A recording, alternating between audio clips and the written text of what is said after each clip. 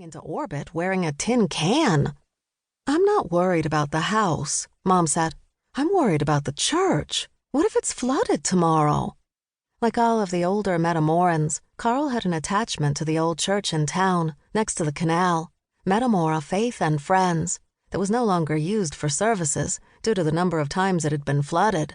Much to my mother's chagrin, he'd insisted on having their wedding there tomorrow, so the threat of needing rafts and inner tubes for the guests was real. It'll all work out, Carl told her. Here, have a glass of wine and relax. Take this downtime and enjoy it. He handed her a glass of red wine. I can't enjoy it. I have too much to do, too much to worry about. Cecilia was supposed to be here hours ago. I hope she's not driving in this storm. Mom's roommate from college was a wedding planner to the rich and willing to spend tens of thousands of dollars on a wedding in Los Angeles.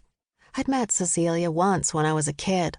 All I remember of her is a mane of red hair and long red nails and red lipstick and a loud, boisterous woman who smoked long, thin cigarettes. I'm sure she's fine, dear, Carl said. This is going to be a long 24 hours, Monica whispered, leaning into me. I'm just glad I wasn't around for the first wedding. Monica grinned. Speaking of Dad, did you know? What are you two whispering about? Mom asked, giving us her squinty-eyed gaze, which was half warning and half suspicion.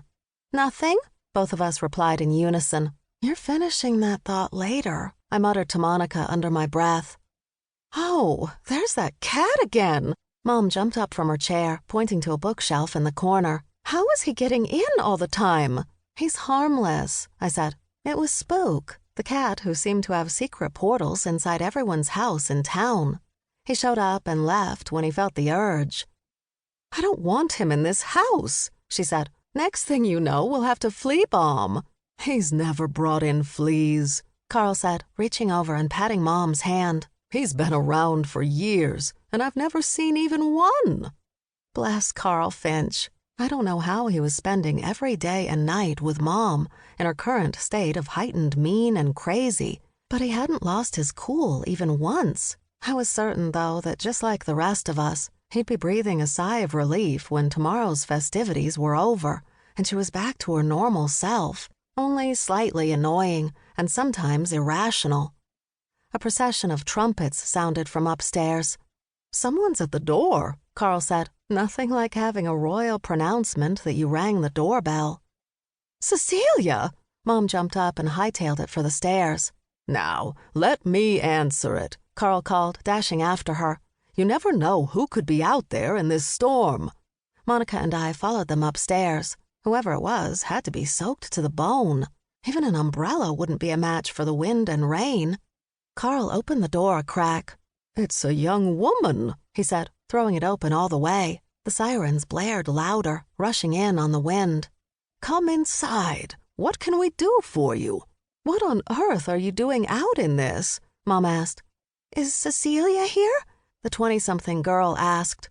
I'm Grace, her assistant. Grace! Mom hustled her further inside.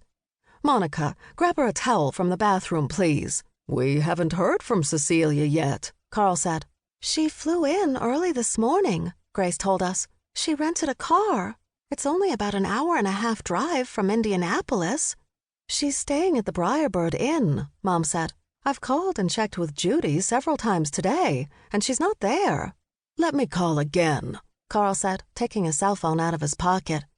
When was the last time you heard from her? I asked. She sent me a text when she landed at the airport, Grace said. That was at 10 this morning. She told me to call her when I got to town. I know she was planning on spending some time with you catching up, Ms. Cripps Zaborowski, so I took a later flight since she wouldn't need me. It was 7 p.m., so 9 hours had passed since Grace heard from Cecilia.